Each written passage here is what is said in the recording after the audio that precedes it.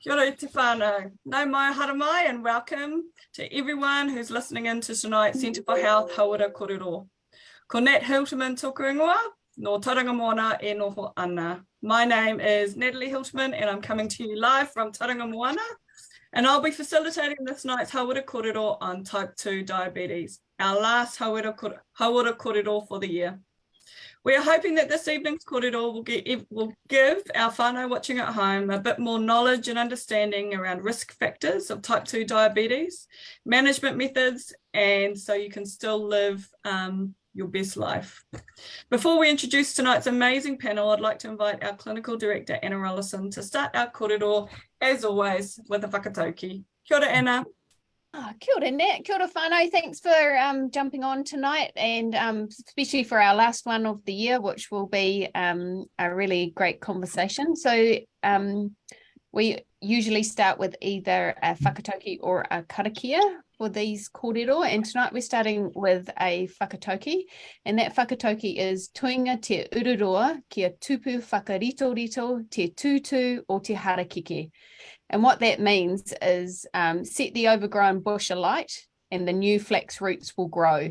And the reason why that's a really good opening for tonight's kōrero is because it's kind of like, let's burn what we know about diabetes and let's have a really good conversation about how we can start again, reset and grow some new behaviours, grow some new ways of thinking when it comes to thinking about diabetes. So kia ora, Nat. Oh, beautiful, Anna. Totally agree.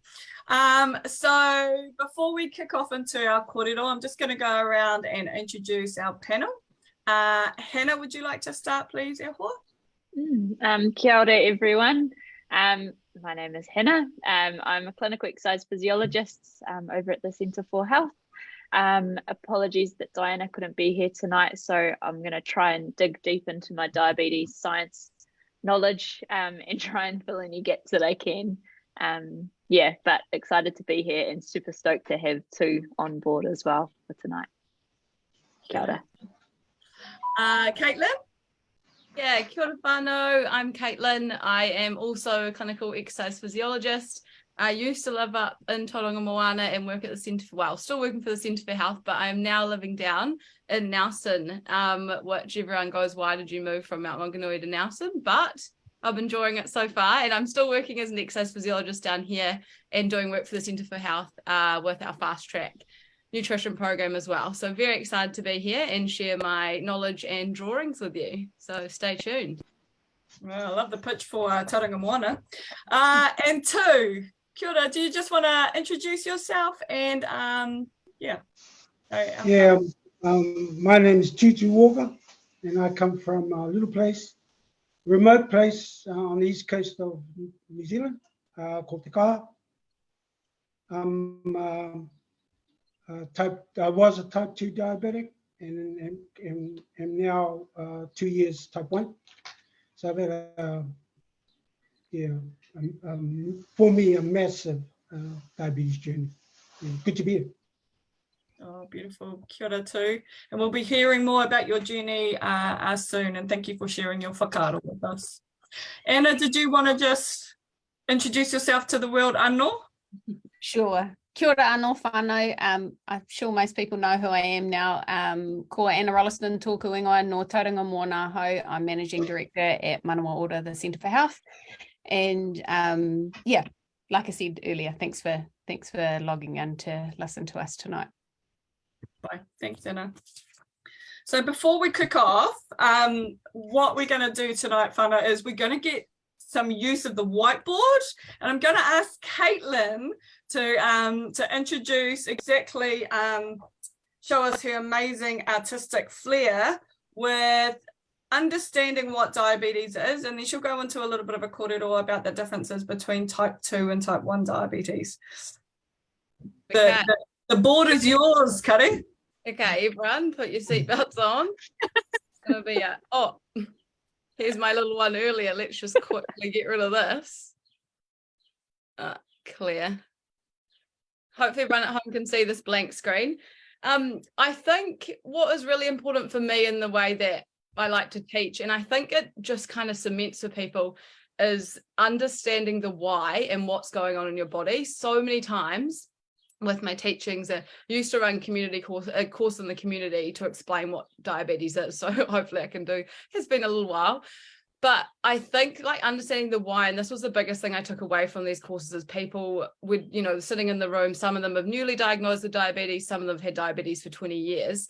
Every time I drew this picture on the wall, on the board, I used to have like at least one or two people that would say to me, wow, I never knew that was what was going on in my body. Like I knew I had type 2 diabetes. I had been told numerous times what it was, but to see actually what's going on in your body made it kind of stick for them. So hopefully this will help for some of you at home. Now, normally I'm on a whiteboard,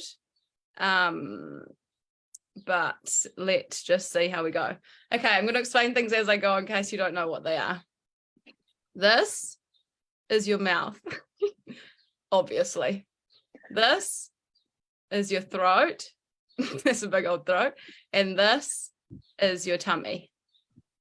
Obviously, there's probably a little bit more anatomy going on than that. Then we'll just keep it pretty basic, for everyone who's listening. This down here is your bloodstream. So all our arteries and vessels in our body. It's all just going to be one color tonight because we don't have time for color coding. Over here is your pancreas, which also looks like a fish. And then over here is your muscle cells. That's your bicep. This is your heart. And we've also got like our lung cells, all the cells in our body. Okay. So what happens? What put someone on the spot here? Anna, what did you have for morning tea today? Did you have any carbohydrate or something did you have today? No, I had nuts and seeds for. Oh, too healthy. Okay, someone else? Did anyone have muffins? I have just had some ice cream. Oh, I'm not going to lie. Okay, well, that's all right. It's all about balance. Okay, so say Hannah's ice cream she's just had. It goes into your mouth. It then goes into your tummy. And then what happens is that where's my little... So the ice cream goes into our mouth, to our throat, into our tummy. And what's happened is the sugar, which is also called glucose, is broken down and goes into our bloodstream. Okay, so the ice cream goes in from the tummy and into our bloodstream like this. Hopefully everyone's with me with this part. So what happens is we don't want the sugar from the ice cream hanging out in our bloodstream for too long.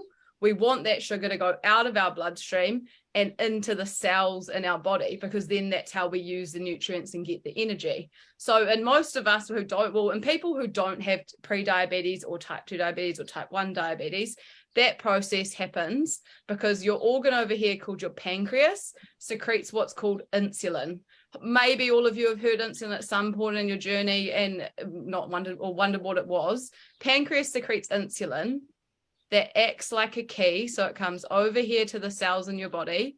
It acts like a key and a gateway to open up your cells to allow the sugar to come out of our bloodstream and into the cells. So then we can just use it as energy and nutrients, and it goes out of here. So it's no longer in the bloodstream and into the muscle cells, the heart cells, the brain cells. Our brain mainly relies on glucose for energy and for it to work for us.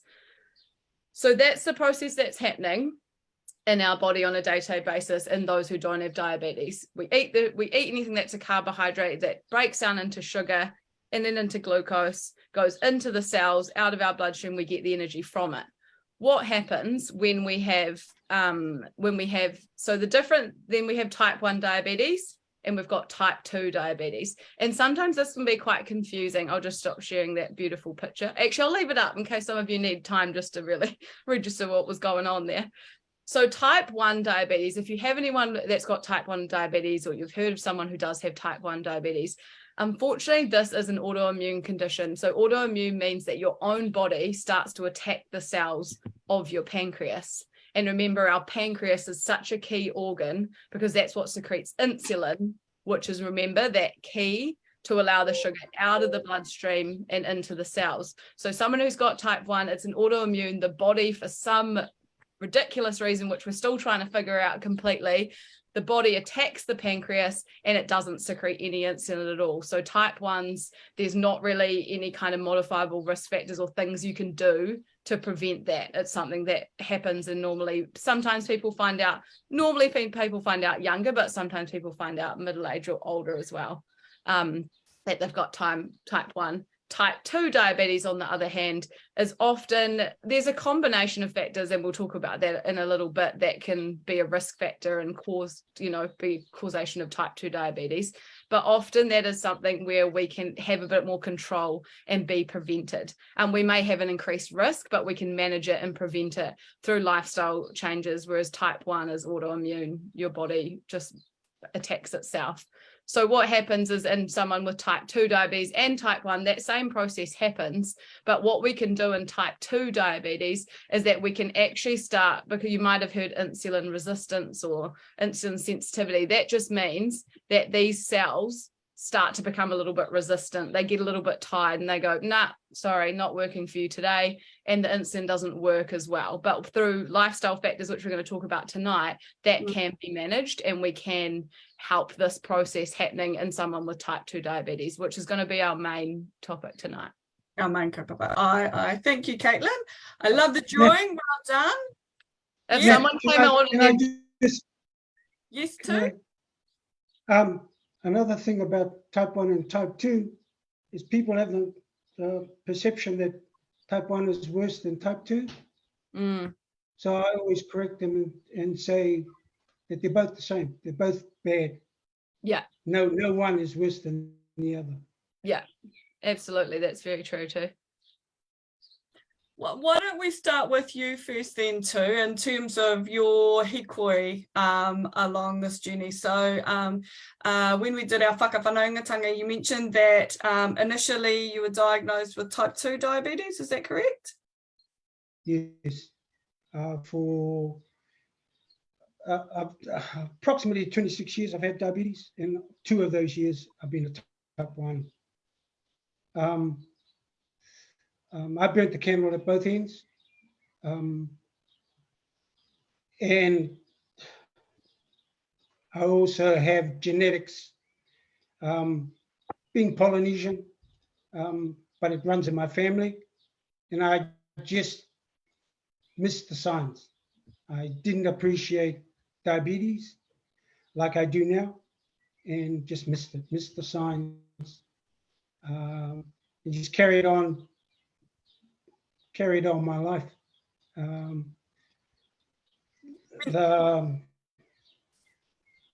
I had stressful jobs like we all do these days, no different to anybody else. But the factors conspired against me, and I became tired. I, being a doctor, misdiagnosed that to be normal, because my job I considered to be busy. And so I no doubt would have had diabetes long before it was diagnosed.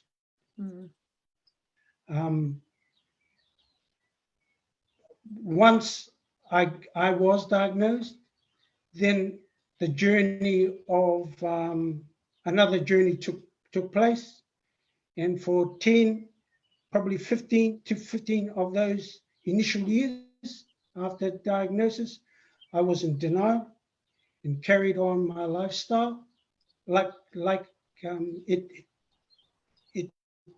I should never have, there was no change in my lifestyle. I had a wife, fortunately, that worked in our local medical center in Te Kaha, a receptionist, and she made me take a blood test, forced me to take a blood test.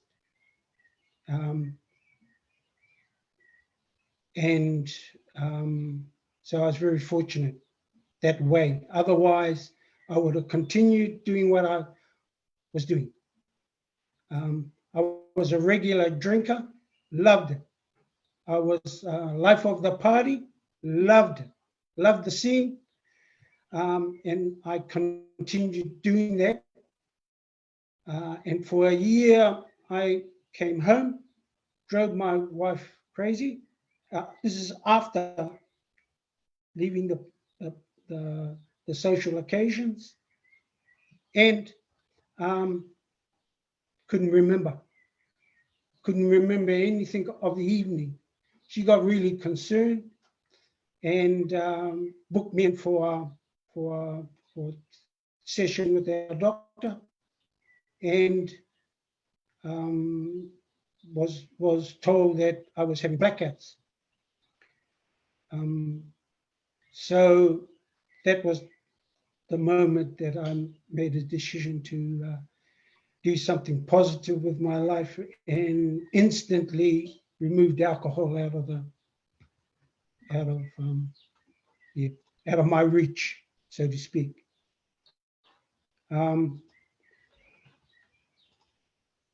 But once I had to face my problem, I also had to face what it takes to manage my diabetes, and it's massive. But it's what every diabetic needs to do and doesn't do. You have to own your diabetes. So I learned that lesson about ownership, taking ownership. It's not the doctors, it's not your support team. I learned it's you. It's not your family.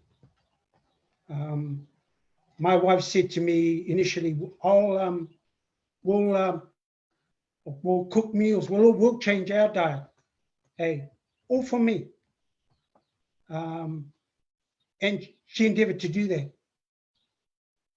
But it wasn't wrong, and I thought to myself, why should my problem that I created be their problem? It also adds to extra stress, because my dependency on them was enormous and remains so. And when they don't purchase my my sensors or whatever, our relationship, it affects our relationship. It's up to me. I shouldn't have others to, it's my problem. So I've had to face that, and I'm still facing it. Type 1 eventually took over my life, and some people have said to me, ka aroha hoki, that I've turned to a type 1. And that's why I mentioned that a lot of people think type 1 is as bad, is worse than type 2.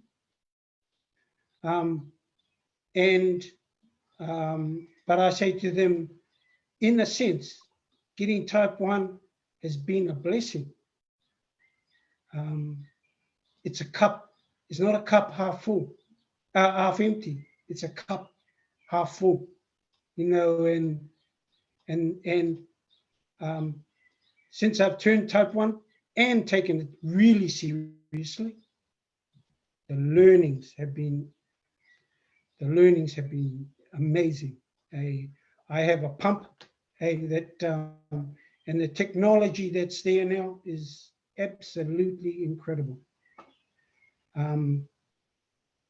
So that's just a short part of my experience, my journey. Yeah, and right now I'm loving it. Thank you too. That's I think taking ownership and that whakaaro about taking that on board was powerful, but how your whānau also wrapped their korowai around you is beautiful too. And so walking that journey together, what was that like? Like, it sounds like it was tough for you, but helped you to walk that journey? Yeah, no, very much so. I slowly come to realize the complexity of diabetes. It ain't simple. Mm. And having family around me, at consultations, there as they know as much of diabetes that I do, so I can feed off them at times when I need to, and those sorts of things. As I say, they cook my meals. So at the moment, I'm trying to, that dependency, I'm trying to not squash it, but, diminish it, so that I take it. I take it on, I cook my own meals and I do all those sorts of things. It's hard. It's a war of attrition. Hey, either it's going to beat you, the diabetes, or I'm going to beat it. And I need all the help I can get, and I get it. I do get a lot of help from right across the diabetes strata, I suppose. And I am grateful, but I need to really take ownership of it, and that's what I'm endeavoring to do at the moment. Yeah. Thank you for that. Now, to anyone else who wanted to have a kōrero, and in your kōrero too, you said you kept missing signs that you had diabetes. Now, can we just have a little bit of a kōrero about what those signs could be? I heard tiredness, I heard not eating well, I heard alcohol. What are these signs so that our whānau at home can kind of understand, maybe some trigger points for them? We could probably all go around and chuck a couple of signs, and because there's quite a lot of signs of especially for type 2 diabetes. But so my two are peeing lots. If you're peeing way more than what you usually do, then that's something you need to get checked. And if you're super thirsty, that's another one. Which is, it's a hard one, right? Because if you're thirsty, you're gonna pee more. So you just think, oh yeah, but the thirsty, yep. Yeah.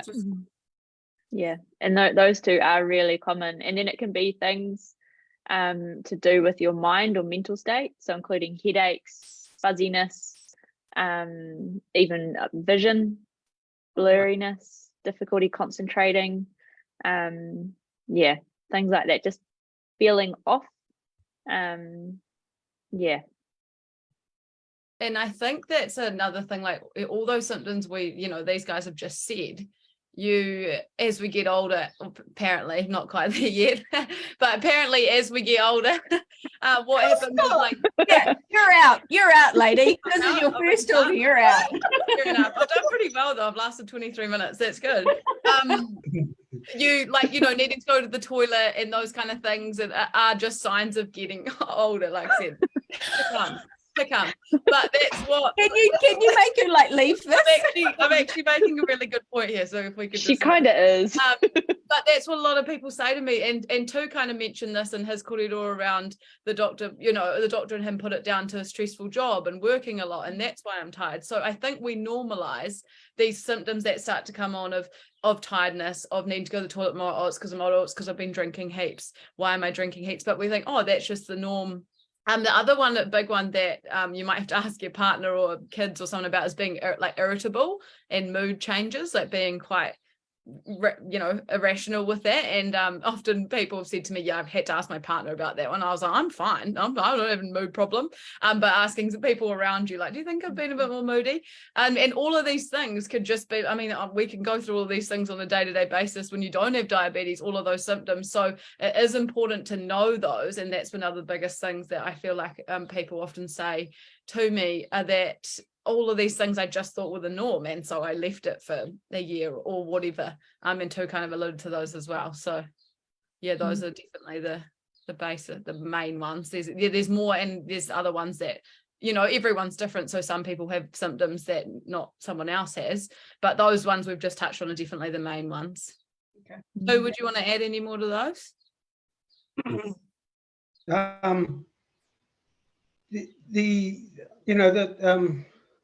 I found those out later, after I'd got it.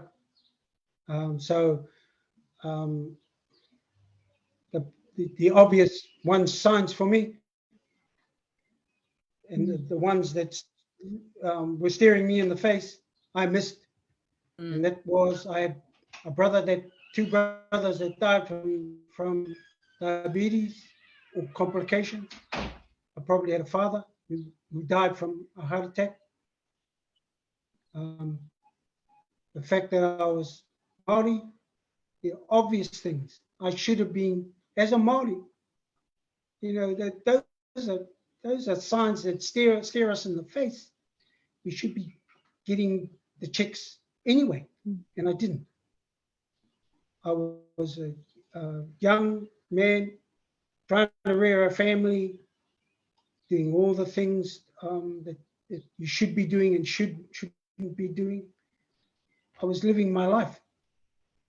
So the dizziness, the urination, all that sort of stuff, I missed those. But in my life, they were normal things.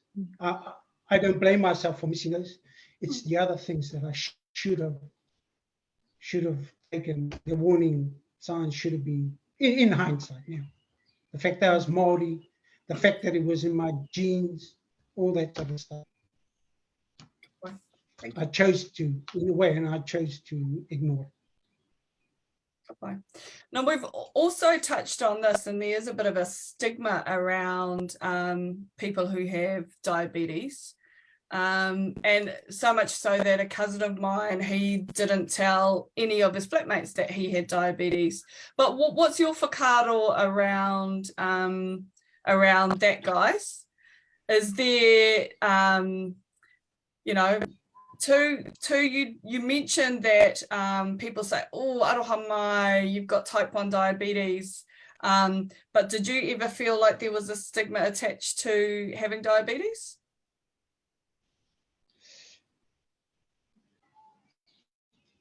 And the stigma is that you're a sick fellow, hey, and we should treat you like that. I could run the pants off them, any of my mates, but the fact that I had type 2 diabetes put me into a sick category, and I was treated as if it was sicko fellow. How? What did they do?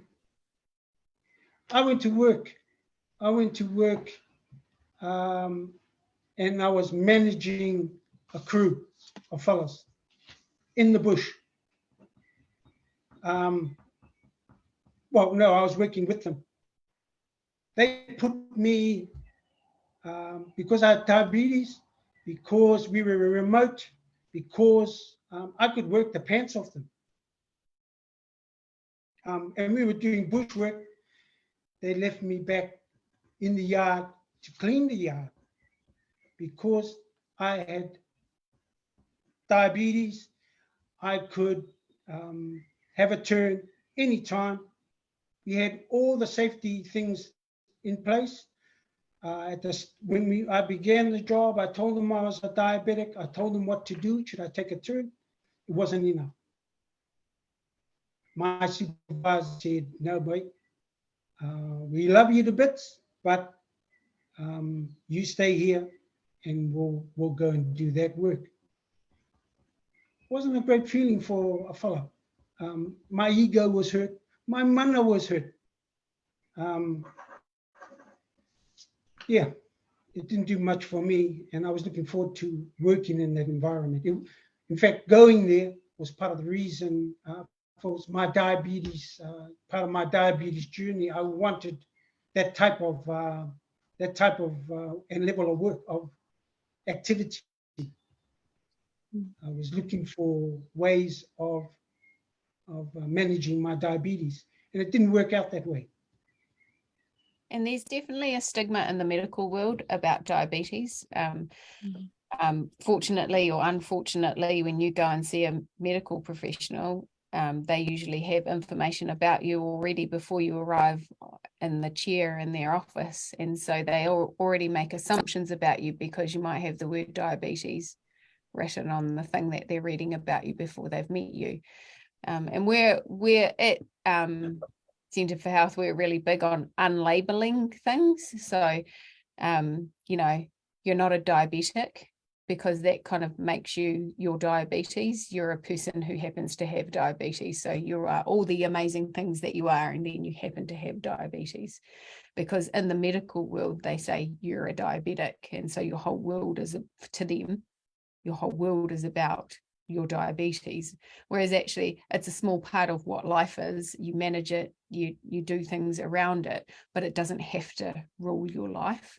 So Nat, I reckon there still is some of that stigma, and also because it's a lifestyle condition. Type 2 diabetes is often described as a lifestyle condition. It's because we don't eat enough, we don't do enough exercise, we're too stressed, and all of that stuff. And it's all your fault. It's all your fault that you've got diabetes in the medical world, because it only occurs because of the way that we live our life. But actually, it's not.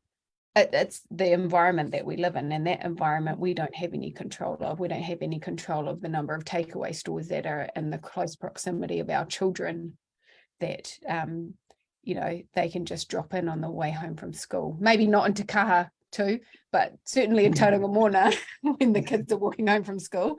You know, it's things like that. And it's also the way that society says we have to live our life, that we have to work really stupidly hard, and we're super stressed, and we have to like look like we've got our stuff together when we're really stressing out about everything that's happening in our life. So yeah, the thing about diabetes is there is a stigma around it, but there doesn't have to be. It's not a big deal. It can be managed, and it can be managed really easily and on a long, slow journey, so that you get to a point where you feel really comfortable. And, you know, too, you're being amazing, because you're kind of saying that without saying it. It's like you got to a point where this is your life, you're really happy, and you managed it along the way. Oh, I'm far from fixed. I guess the journey is still before me, but I'm in a great space, and I'm with the help of modern technology. It's made the journey a lot more interesting, actually. Yeah, and hopefully as well with people like Dame Valerie Adams, and Anika Moore, who are along with the Diabetes Foundation, are really promoting gaining knowledge for the public around what diabetes is, and not ignoring the symptoms. Hopefully that will help reduce some of the stigma, because I mean the prevalence of diabetes is just going to get worse, unfortunately, because of the lifestyles and the environment that we're living in. So unless we do something about it now and start educating people from kids, yeah, it's going to remain a huge issue. He Patai, so two kind of alluded to it. Is diabetes, or is it not hereditary? Yep. So it is. It can be. So hereditary is a funny word. It has a genetic. There's a genetic tendency for diabetes. So if it's in your family, then you've potentially got a higher risk. There are some genetic markers that have been proven to show that it can be passed on. But actually, with anything that is genetic, remember, the really important thing to remember is that those genes have to be turned on. So they have to be turned on by something. So you might have the gene, but the lifestyle factors is what turns that gene on. Which is your comments about the medical profession. Sorry, that's why I was a little bit confused. I was like, hang on a minute. We were led to kind of believe growing up that it was a hereditary, because diabetes runs in my whānau too, right? So we're always conscious of that. So remember you grew up with, you say, the family in your whare that you grew up with, you ate the way that they taught you to eat, you worked the way they taught you to work, and so you're in the environment that might have created that turned the gene on. So, you know, if you change the stimulus for the gene to be turned on, then you change the outcome. So clever. Shall I leave now? Hey, mic drop. Yeah. Okay. Okay, let's talk about just the screening process. How does a screening process work for diabetes, and what types of regular checks should we be having? I can answer that if you like. So the most common one is through a blood test, which ideally every year we get full bloods done, hopefully, ideally. One of those blood tests that they're looking at is called an HbA1c, or effectively glycolated hemoglobin. And so it's looking at essentially the efficiency of your body clearing glucose from your bloodstream. And it's a picture of kind of the last month, I guess. So if your HbA1c is elevated, so over 40 or 44 millimole per litre, then you're within that pre-diabetic range. And they may look at even starting you on medical management or medication to help lower your HbA1c at that point.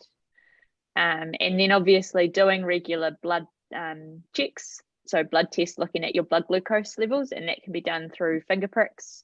If you are a diagnosed diabetic, and particularly if you're on insulin, hopefully you're able to access a CGM or a continuous glucose monitor that is monitoring your glucose levels for you. And that's where some really cool new techs come out, and it Bluetooths to your phone and can tell you what that is. Do you have yours on, Hannah? No, it died, unfortunately. Yeah, no, it died. Yeah, I was a guinea pig for one for a little while. Unfortunately, it died. And unfortunately, only certain ones and for certain people are they funded in New Zealand, but hopefully that will change soon. I think majority of people are still doing the old finger prick test to check their blood glucose levels on a regular basis. But yeah, I really can't overstate enough the importance of getting regular blood tests. I was sort of that was my own issue a little while ago, not getting regular ones done, to make something pretty obvious. But as Tu said, owning your diabetes or owning your health starts with knowing what your normal is and where you're at. So getting blood tests done, getting them checked regularly is actually the first step in doing that. And then understanding those numbers is the next step. So yeah, go do it. Awesome. Well done. All right. What lifestyle modifications do you need to make if you're diagnosed? Caitlin, do you want to jump in here, sweetheart? Oh yeah, pick me. I won't do another drawing, don't worry everyone. Love your choice. Obviously I'm probably going to start with the one, not that I'm biased or anything, but obviously I'm a big fan of exercise. And again, like how I like to explain things, if you don't know the why or what's going on in your body, then why would you do it? Like if someone says you go exercise, it's good for you, you're like, yeah, great, heard that a million times.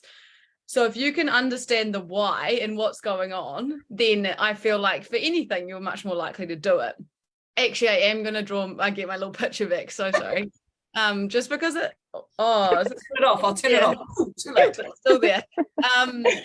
So goodness, looking back at that now, that looks like a 3-year-old's come on and joined the Zoom for a little bit.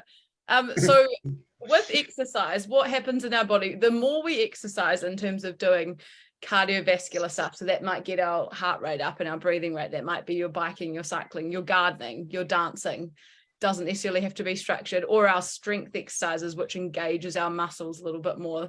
The more muscle mass and the more muscles we build and the more efficient they are, what starts to happen is, see, this is your bicep over here, obviously.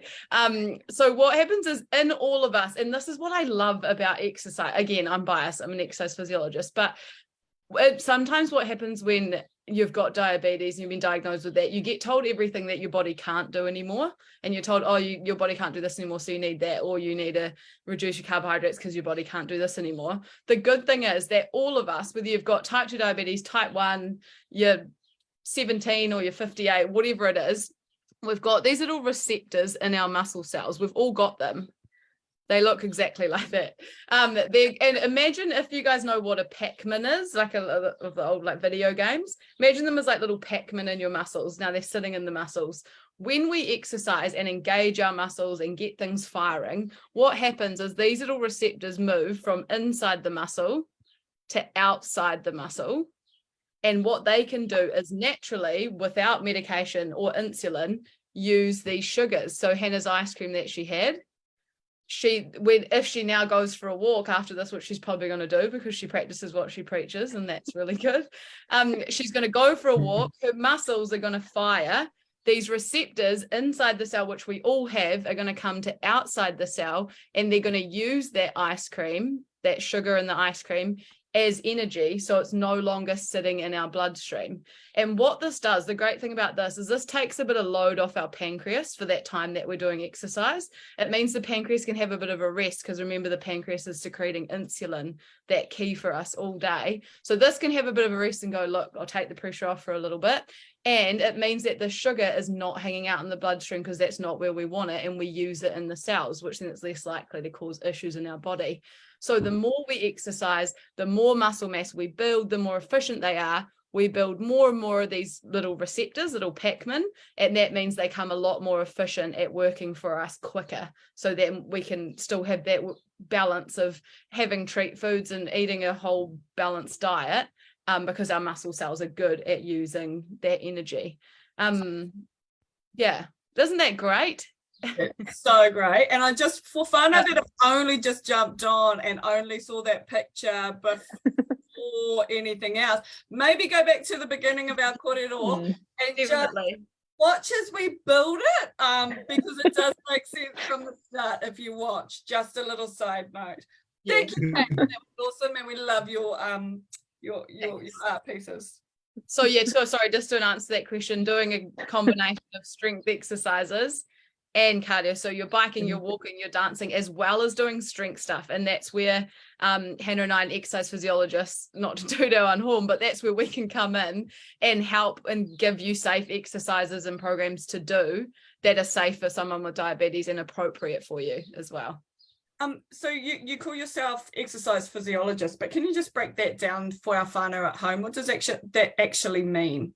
So say Tu comes in, why would he come into the centre to see you two? Okay, I'll take that one if you want, Caitlin. So essentially, a clinical exercise physiologist is trained to understand the way that health or chronic health issues and exercise affect our physiology. So we are looking at the way that exercise can provide benefit to those living with chronic health issues, including diabetes, because unfortunately, sometimes exercise can actually be detrimental to certain issues, particularly, if we're worried about someone having a hypoglycemic attack or a low blood sugar issue, particularly if they've got a heart-related concern going on as well. We need to make sure that the exercise load that they are doing is keeping them safe and is benefiting their health, and ultimately going to lead to improving the diabetes and improving their heart health quickly. And so different conditions have different ways of managing and doing what you need to, right? So somebody who's got a heart condition will come to you, and you'll be able to provide a specific kind of exercise program specifically to keep them healthy and living their best life, right? Because it's all about how do we live our best lives, and just managing whatever we have got. Exactly.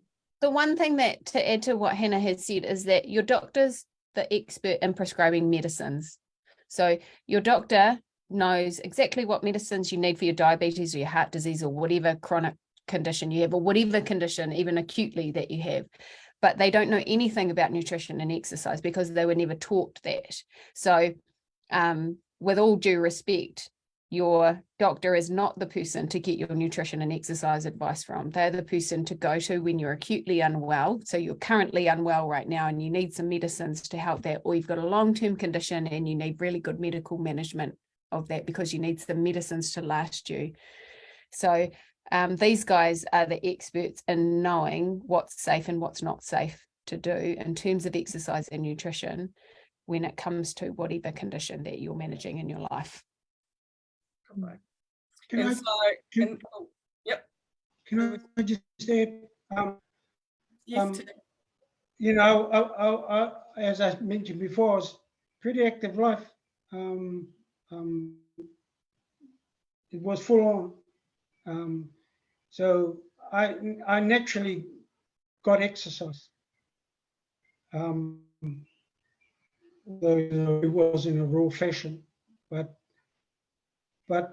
and I learned this from Anna and the girls when I took part in a program they did, the experiment.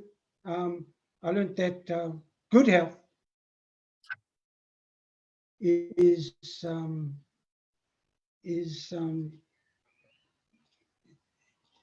has a whole heap of parts to it. It's not just you couldn't see good health in isolation. Good health was, I guess, the sum of many parts. So I took that learning away, and I went home and I tried to recreate something that that I learned from them especially with my type 1 space that I'm in now. So I try and do a lot of different stuff, and it's been really great. I think I can sustain this style forever, rather than go at it in the gym. Like, I've got a gym, and I got the weights, but it's fun what I'm doing now, and I think there's a lot of those aspects to good health that we all need to take on board. It's been great for me anyway. You've been a model student too. Yeah. And I think exactly what Tu said as well is there are so many components to the management. Exercise is a huge part, as is nutrition. But everyone's life is different. And so, yeah, what good health means for one person is going to be really different from someone else. And everyone's lifestyle has led them to a certain point, and that's through various different things. So actually everyone's management and toolkit that they can dip into to help manage their condition needs to be different. Yeah, so it's finding things that work for you that are sustainable for you. That's really important. So we've created mind, body and soul. And the one thing that doctors don't, or support people don't talk about, and I think it's the most important thing with diabetes, is the mind part of it. We dispense the medication and that sort of stuff, and great. But as I said, it's the war of nutrition. Who's going to win? And the mind plays an enormous part in that. And we don't acknowledge that in our diabetes schools, I suppose. Or maybe I'm wrong. No, I think you're right too. I mean, in like the traditional, I don't know if that's the right word, but you go to your doctor and they just talk about your medicines and things like that. But if we're talking about a Māori model of health, we talk about the aspects of hinengaro, of your mental and emotional well-being, and wairua, which is just whatever spiritual well-being is for you. Those things are really important to consider in the management of your diabetes as well. So we've talked mostly about physical things tonight, but I mean, Hannah and I know about the journey that you went on in terms of your hinengaro, and it's kind of what you said at the beginning. It's about owning it. So you decided that you were going to own it, and you were going to do something about it, and that's a hinengaro thing. That's about changing your mindset about this condition that you were ignoring before, and now you're going to do something about it, and you're going to set your mind to that. And I think that's a really awesome explanation, because too much we focus on just the physical things. We focus on just the medicines, just the nutrition, and just the exercise. But there's this whole other realm as well that's really, really helpful for people who are living with diabetes. Kia ora, Diana. Oh, I think you're on mute. Are you on mute?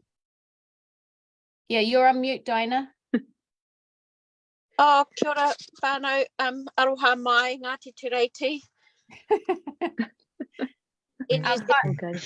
Whānau watching at home, Diana is our expert diabetologist. So she's the expert medical person about diabetes. And she was on a Jetstar flight, not saying that anything about Jetstar. Hey, Diana. Which is why she couldn't join us at the beginning of this corridor. But thank you for jumping in. Nat, do you mind if I just I was just going to say we were talking about medicines versus lifestyle management, Dinah. Yeah. And since we've got 9 minutes to go, do you want to have just a quick corridor about the medicines for diabetes and the importance and what they do and what they don't do? Would that be okay? Awesome. Yep, sure. So like I lately came in the conversation, but it's not just about medicines, the management and living well with diabetes. Medicines are just one part of it, and they're part of a toolkit that we can use. Some medicines can be really helpful to try to lower your sugars down. But that's in addition to a whole lot of other things, which is like getting your head in the right space to be able to look after this. It's a journey that if you understand what's going on, you're probably more likely to be successful at looking after the diabetes, and probably more important, living well, and not just for you, but your whole whānau also. It's not just about the individual. And medicines are one part of it. Now, so in terms of medications, they all play different roles in controlling the sugar.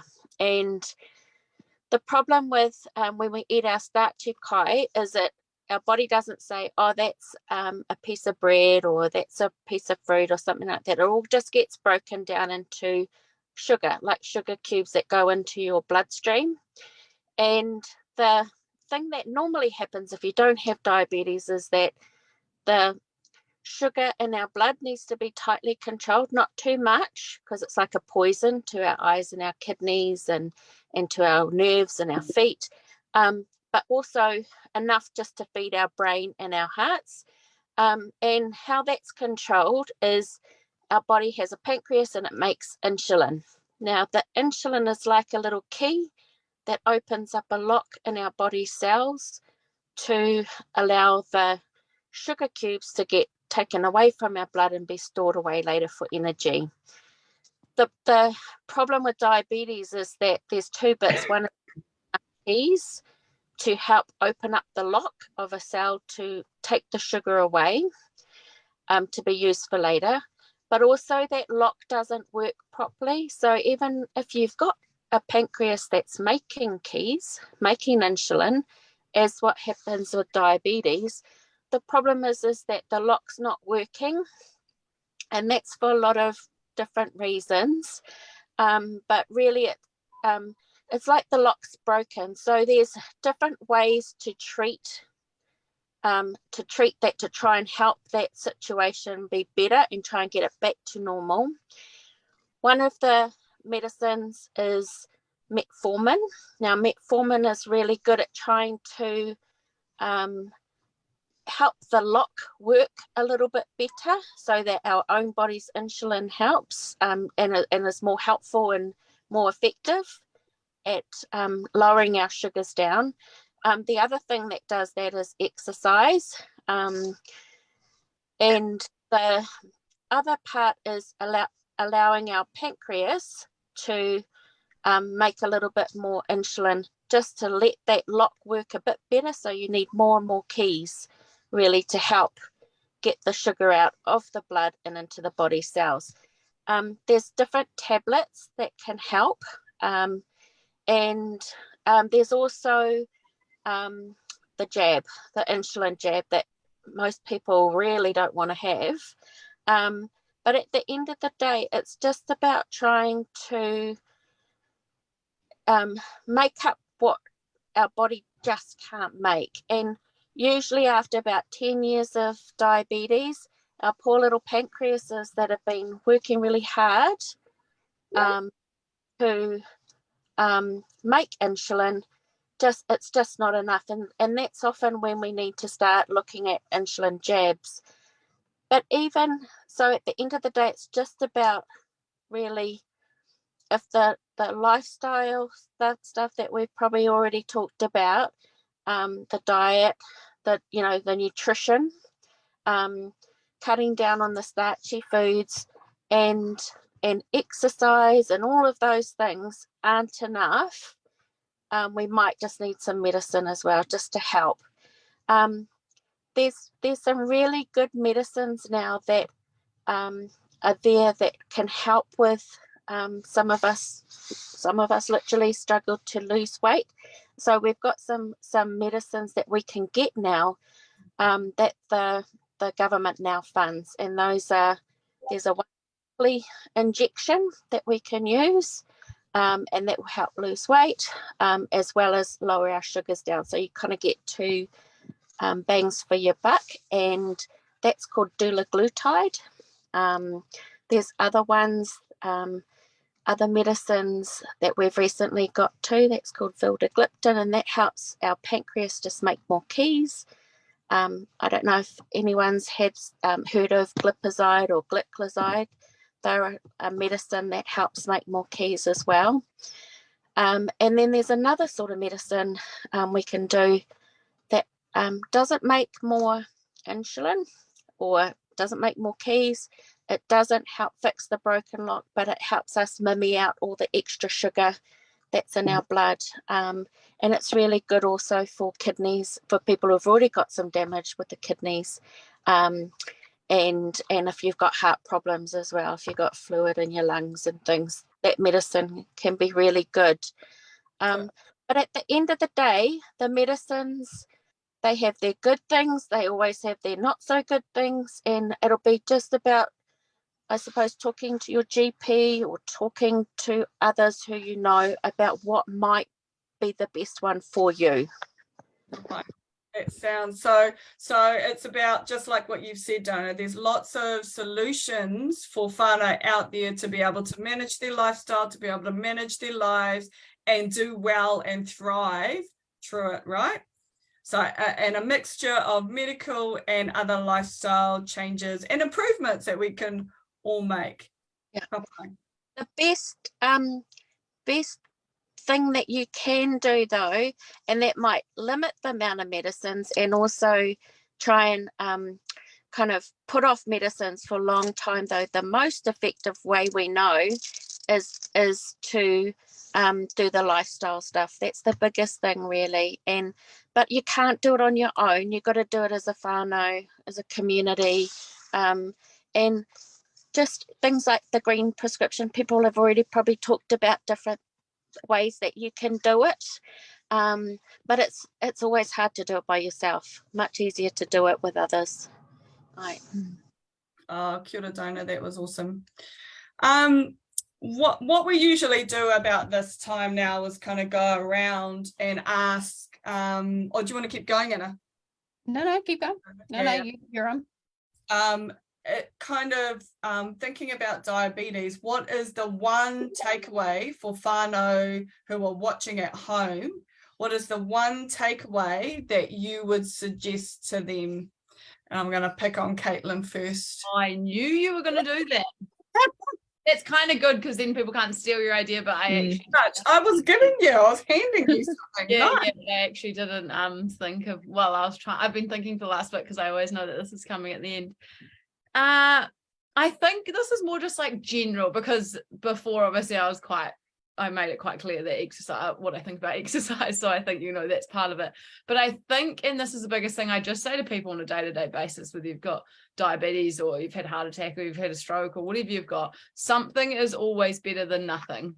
So whatever you can incorporate, and whether that's exercise or whether that is healthier kaya, whether that is figuring out like a support network to help manage what's going on up here, whatever it is, something little, it may seem little, is always, even if it's like what I say often to people is you take away 1 teaspoon of sugar in your coffee and you have a coffee every day. So that's 7 days of the week. That's now, I was going to say 14, that is not 14. That is now 7 less teaspoons of sugar you have that week.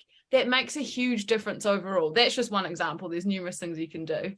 But yeah, something's always better than nothing. So whatever you can do that you didn't do yesterday, you're doing better than what you were yesterday. You've just stolen Hannah's. She just Yeah. stole. I stole everyone's. I just stole your 100%. You kind of said like 50 cents. I was Yeah, sorry, gonna say, That's me to a T, actually. Just saying 50 things instead of 1. Sorry. Okay, next. Hannah. yeah, she literally just took like every other possibility, but Yeah. exactly, just pick something that you know that you can do today and do it again tomorrow and do it again the day after and keep doing it. And then once you've got that down pat and it just happens without even thinking about it, pick something else. And so whether that is just walking a little bit further each day, or in respect to someone else from your whānau too, it was cutting out bread. And that can make such a huge impact. So yeah, just pick something that you know you can actually achieve and start with that. Awesome, Hannah. Diana, what's your little gem for tonight? So all of that, and also prevention is the best cure, and just knowing that one of the things with diabetes is that it can be damaging your body, like the high sugar is like a poison to parts of our body, and you don't feel it until some of the damage is done. So just making sure, if you've got diabetes in your whānau, to go and get screened for it in the place. So going to your doctor to check your, it's called a HbA1c test, and getting your blood pressure checked, because the problem with, like I said, with diabetes is it's doing its damage without you even realizing it. And unfortunately, when we look at our pai, when we look at our older generations with the diabetes, the way it is in our whānau and in our communities, it's taking away our people way before the time, and it's such a loss to all our whānau, but also to future generations as well. So screening, the medicines are there, and all of those things, but if you can get screened early, then there's a way of like living really well and living long with diabetes as well, and not going before our time is due. Bye, Diana. 2. I guess I've already mentioned the ownership thing, which would be my key bit of advice. But I suppose another thing is the realization and that an acceptance that diabetes is complex. It ain't simple. It's not like going to the doctor and getting a pill for something. It's more than that. And it requires, like I had to do when I was failing my school certificate mathematics year, I had to put the nose to the grindstone, get my head down, research, do and a bit of that ownership stuff. Anything that complex is can't be. It doesn't mean to say you can't understand. You just have to put the work in to understand diabetes. And diabetes is such a it's a lifelong problem. It requires that respect. Get into it. Yeah, that's it. Ka pai. And Anna? I'm going to take us back to our whakatauki that we started with this evening. Tuinga te ururua kia tupu whakarito rito was the beginning of it, which means set the overgrown bush alight. And that basically means forget everything about the misconceptions and the preconceptions that you have about diabetes, especially if you've got diabetes. You can do it. It's totally doable. So stop the little voice in your head that says you can't, and that everyone in your family's got it, so it's inevitable. You can just shut that down, because just burn that and start again tomorrow. Take the advice of these guys that they've said this evening, and just start with something tomorrow, because you can do it, and it can be managed really, really well, like Diana said. So yeah, that's my one.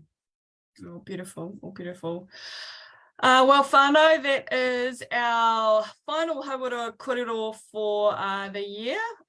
We hope that you've enjoyed our series on a whole range of different but beautiful health topics, and you've been able to pick up some really useful information along the way. I'd just like to say thank you to all of our panel and your beautiful whakaaro for tonight, and we will sign off. Por Mārie, and we will see you again in Feb 2023. I cannot believe that Christmas is so soon. Por Mārie whānau, ka kite. Ka kite. Ka kite. Yeah.